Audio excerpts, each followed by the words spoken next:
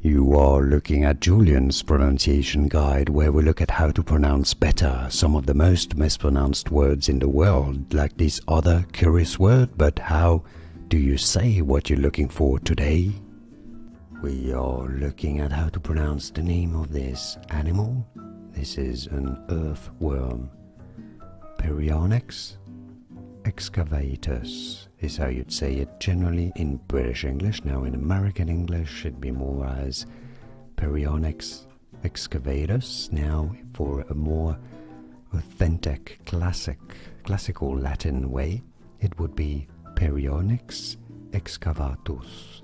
Perionyx excavatus. But generally speaking, in English, Perionyx excavatus. And now you know more videos for you here to learn more interesting pronunciations like this video. If you found it useful, I appreciate your support, and thanks for watching.